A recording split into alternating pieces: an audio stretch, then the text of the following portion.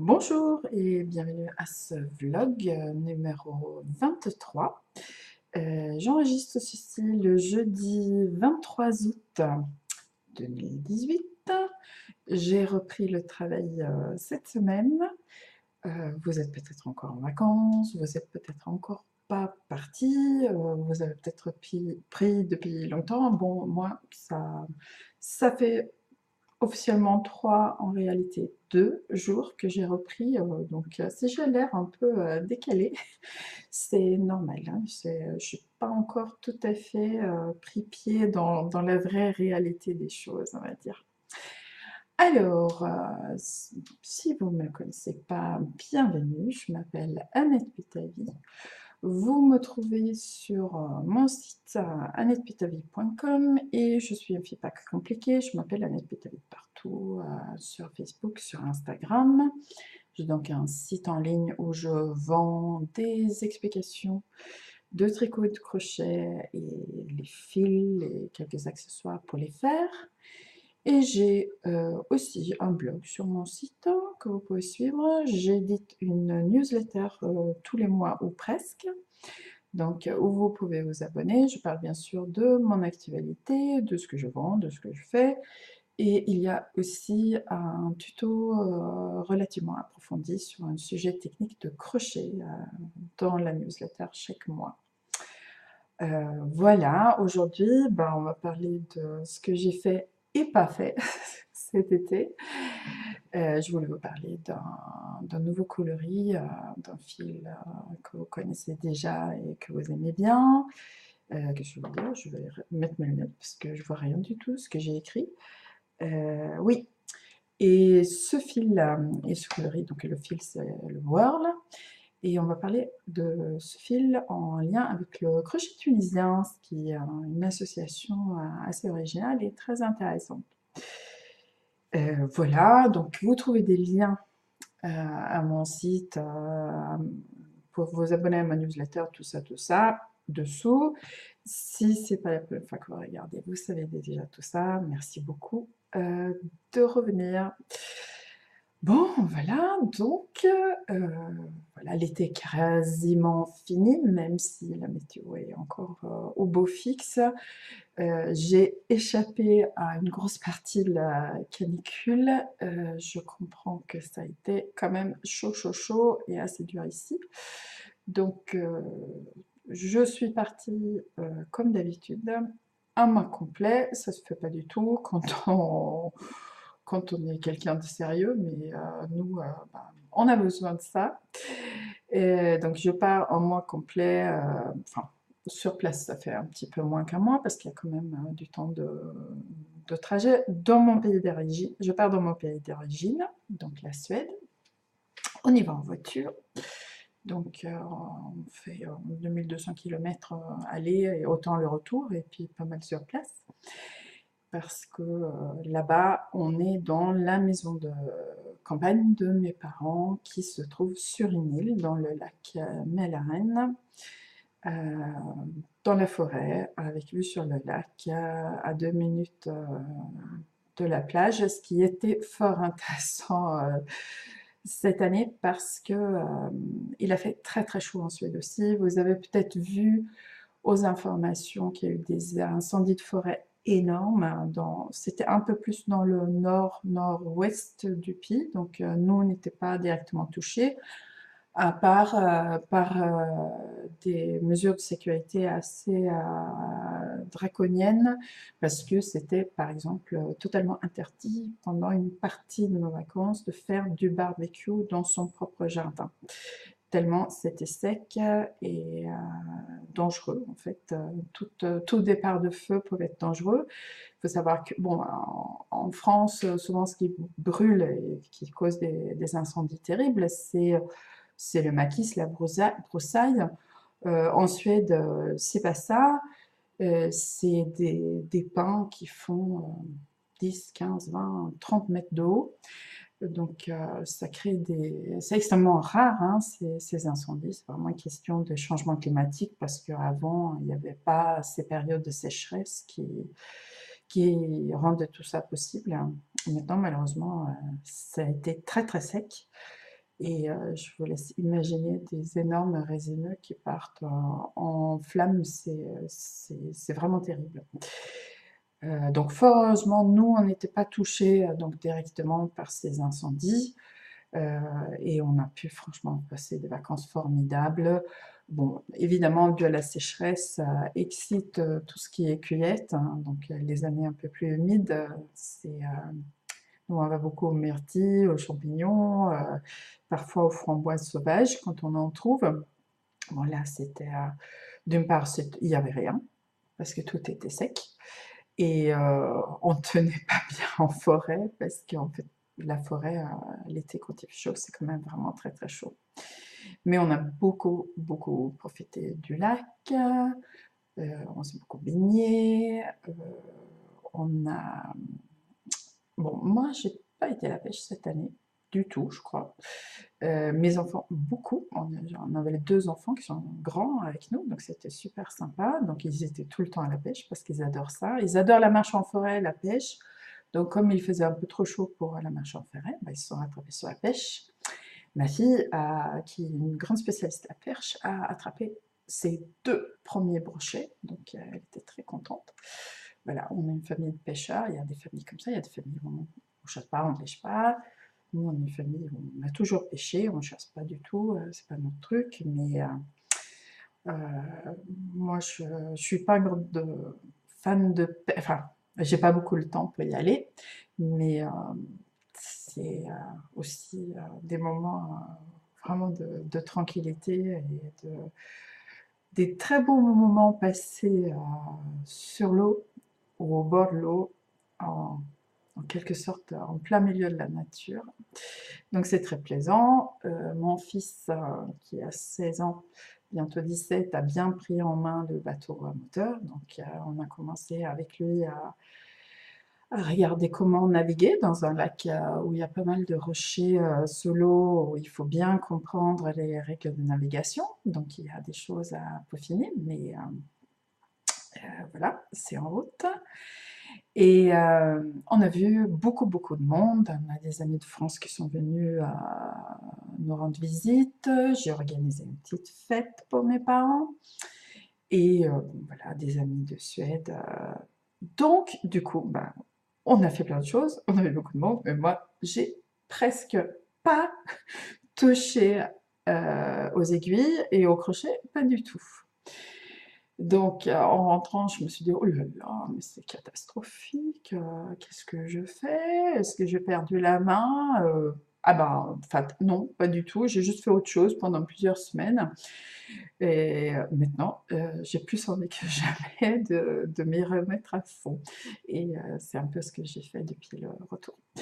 Donc, ce que j'ai quand même fait pendant cet été, c'est 2 projets qui sont, pas du tout dans les fils que je vends et dont un, à savoir celui qui est sur le mannequin, pas du tout mon modèle non plus. Donc là, c'est un châle triangulaire. Le modèle s'appelle, alors, Veil of Lathan? Lathan?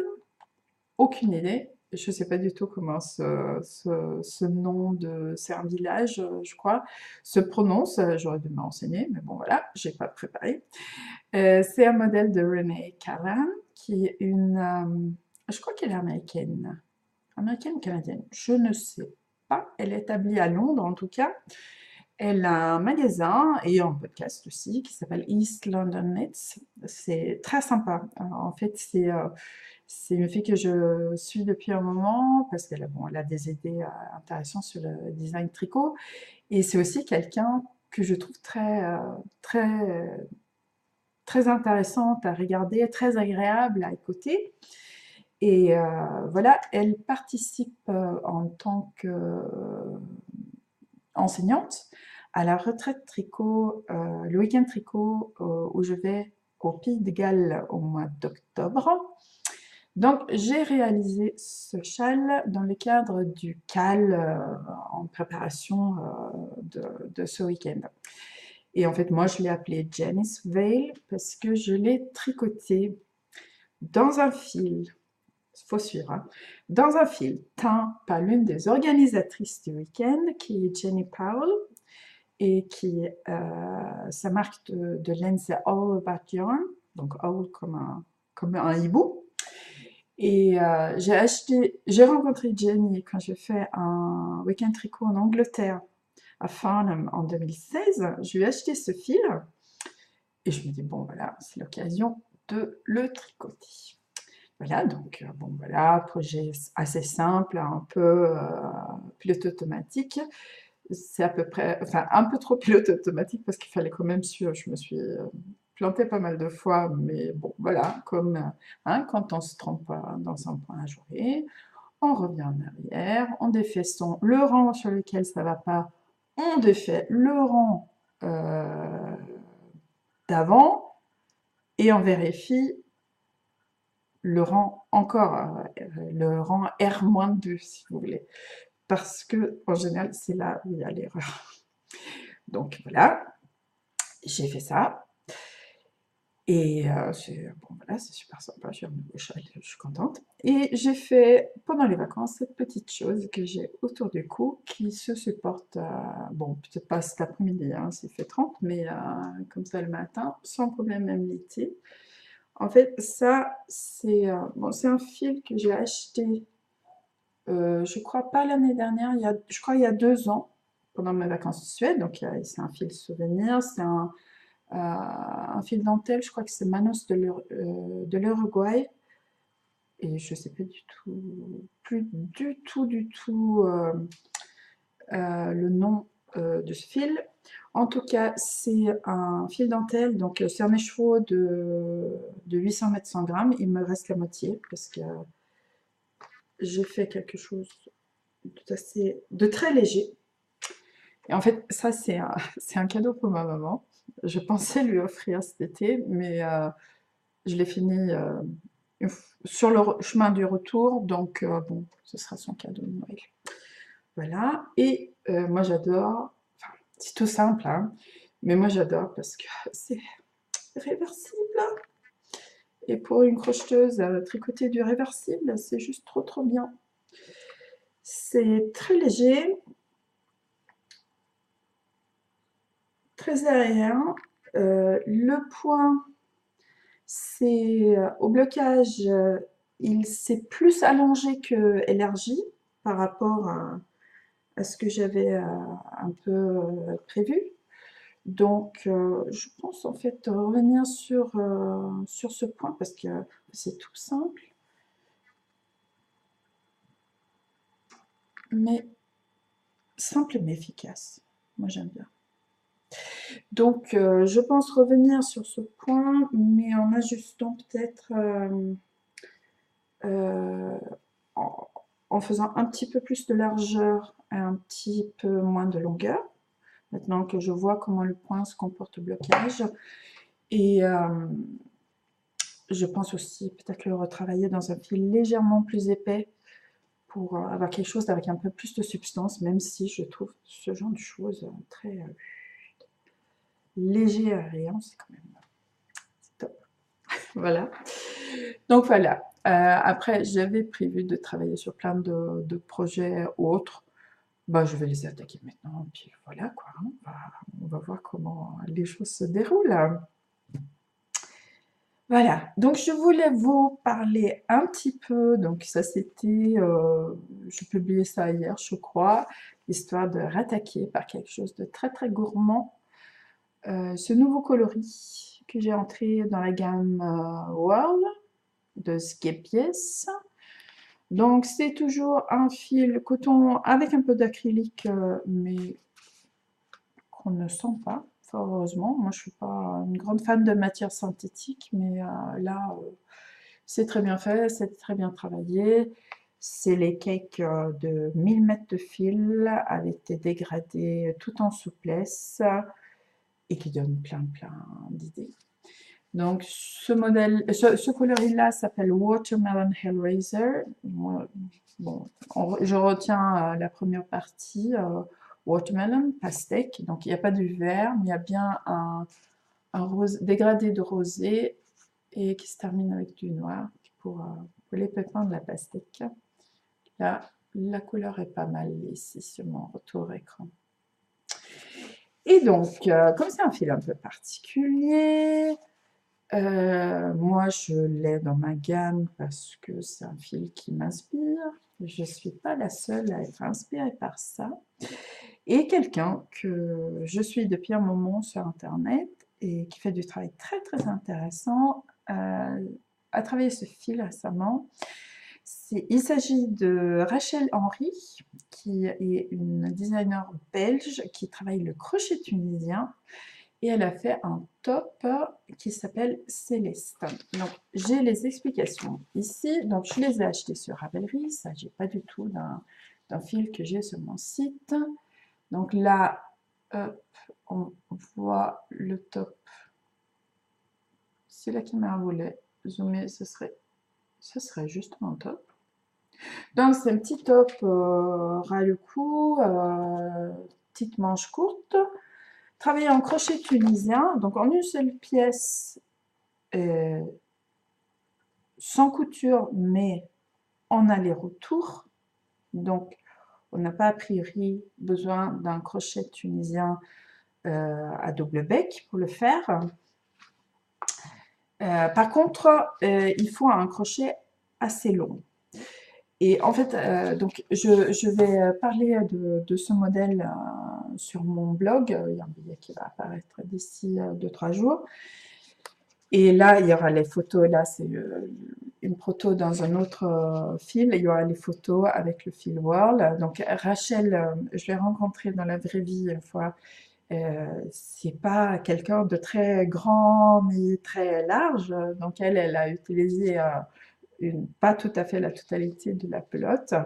Donc ici, si je devais utiliser ça pour faire ce top-là, je commencerai par le rose plus près du visage.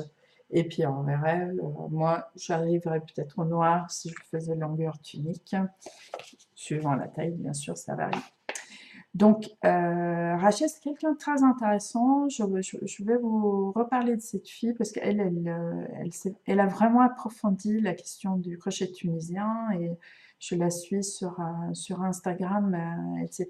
Et c'est quelqu'un, et Facebook, et c'est quelqu'un qui fait un travail très très intéressant sur le crochet tunisien. Je vous recommande vraiment d'aller voir sa page Ravelry parce qu'elle a plein de modèles. Donc ça, le top, il faut quand même avoir les bases du crochet tunisien. Il faut avoir un crochet relativement long. Mais elle a, par exemple, des petits modèles de châles, des modèles de châles qui sont construits de telle manière que vous pouvez les faire avec un crochet classique à condition d'avoir, elle spécifie le nombre de mailles que vous pouvez avoir sur le crochet en même temps. Suivant les modèles de châle, je crois que c'est 11 ou 12 mailles. Parce que donc, le crochet tunisien, vous faites un rang aller, vous relevez toutes vos mailles, et un rang retour, vous les rabattez. Donc, il faut avoir un crochet long si vous faites un rang très long. Et si vous voulez un crochet tunisien long, et ben moi, sur mon site, j'en ai. Voilà, j'ai acheté des crochets Chiago avec, oh là là, on voit pas du tout, on va prendre celui-là, je l'ai sorti, avec un long câble. Donc ça, c'est un crochet qui fait 1 mètre. Donc, quand on choisit un produit comme ça, il faut toujours faire des compromis. Moi, j'ai une petite gamme de crochets rigides tunisiens qui sont excellents pour travailler des petites pièces et pour s'initier, etc. Mais ça faisait un petit moment que je cherchais quand même quelque chose de bien au niveau crochet tunisien. Donc moi, j'ai sélectionné le Chiago, d'une part parce qu'il y a donc des grandes longueurs, d'autre part parce que, on va regarder si on peut faire zoom. Attends, qu'est-ce que je peux mettre derrière pour que ça ne zoome pas sur moi ni sur la pointe du crochet. Là, je crois qu'on la voit à peu près. Donc là, c'est une pointe pointue. Et moi, je trouve ça très important quand il s'agit de crochet tunisien. Aussi, comme c'est du bambou, si c'était pas assez pointu, On peut, avec un peu de papier de verre, les pointer encore. On dit ça? Je sais pas. C'est pas mal en maternelle, hein, le français quand même. Donc, on peut affiner encore la pointe. Ou c'est en tout cas c'est trop pointu, ça peut arriver. On peut passer un petit papier de verre dessus pour l'arrondir un peu. J'aime bien aussi le fait que le crochet, alors là on voit pas, hein, mais en fait le crochet est mobile sur le câble. Le système d'attache là permet au crochet de tourner sur le câble, ce qui est très très bien. Le câble est un câble assez classique en nylon, il n'est pas très épais, il n'est pas ultra fin et souple non plus, il va se faire un peu, il s'assouplira au fur et à mesure du travail. Donc, vous avez peut-être vu qu'il y a un petit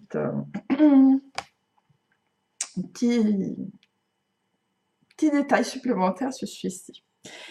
Donc, en fait, entre nous, hein, je me suis un peu trompée en passant ma commande, parce que justement, je voulais un crochet. Le crochet le plus long, il s'avère que le crochet le plus long de la gamme, c'est un crochet à double bec. Donc, avec un bec des deux côtés. Ce que j'avais vu la première fois que je regardais, mais quand j'ai vraiment passé ma commande, ça m'est un peu sorti de la tête, que le crochet 80 cm était le plus long crochet avec un arrêt au bout, donc avec une seule pointe. Et je me dis, ah mais chouette, oui, mais ils ont des crochets de 100 cm, sauf que c'est du double bec. Mais ma foi, qui peut le plus peut le moins. Donc là, j'ai juste mis un élastique. Hein. Prenez un élastique un peu gros, vous l'entourez, ça vous fait un arrêt. Donc du coup, vous pouvez travailler tranquillement avec ce bout-là, monter plein de mailles. Moi, mon idée, c'était de pouvoir faire genre une couverture dessus. Bon, pas un couvre-lit de place, hein, mais une belle longueur dessus. Ça, vous avez aussi une longueur suffisante, justement, pour faire le top céleste. En tassant un petit peu vos mailles, vous y arrivez sans problème, même avec une taille assez grande. Et bon, voilà, et vous reste quand même la possibilité donc, de travailler avec le double bec en enlevant votre petit élastique. Donc, j'avoue que le fait d'avoir regardé de près le travail de Rachel, ça m'a un peu restimulée à me plonger dans le crochet tunisien. C'est vrai que j'en avais fait à un certain moment, j'ai fait quelques newsletters sur ce sujet-là. Et bon, après, on ne fait pas tout le temps. Rachel est ultra spécialisée dans le crochet tunisien, elle fait un travail absolument formidable. Moi, le crochet tunisien, j'en fais un peu, je laisse. Maintenant, je pense que je vais en refaire un peu parce que c'est quand même super intéressant comme technique. C'est quelque chose, on me dit que c'est une combinaison qui est de tricot et de crochet.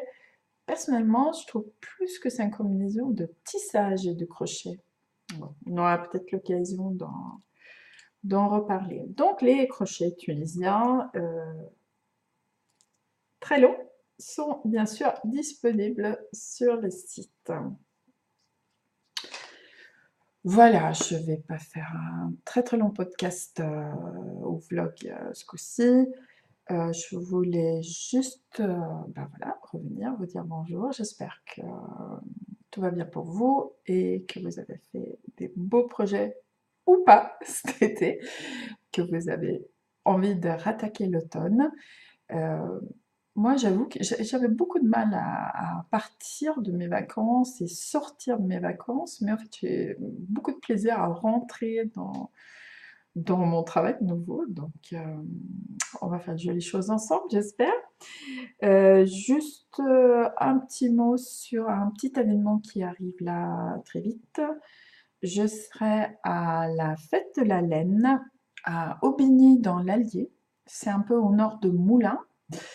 Le dimanche 2 septembre, donc c'est un événement qui se tient sur une seule journée. Et en fait, il y a plein de gens invités, super intéressant. Donc, il y a J'y vais aussi pour regarder ce que font les autres. Donc moi, je vais apporter juste une petite sélection de choses. Essentiellement, vous le savez ou vous ne le savez pas, mais je vends des fils comme la World, qui est un fil ski pièce que vous trouvez un peu de partout. Et puis je vends aussi des fils sous ma propre marque, que vous ne trouvez pas de partout. Je pense apporter essentiellement des fils de ma marque à Aubigny dans l'Allier.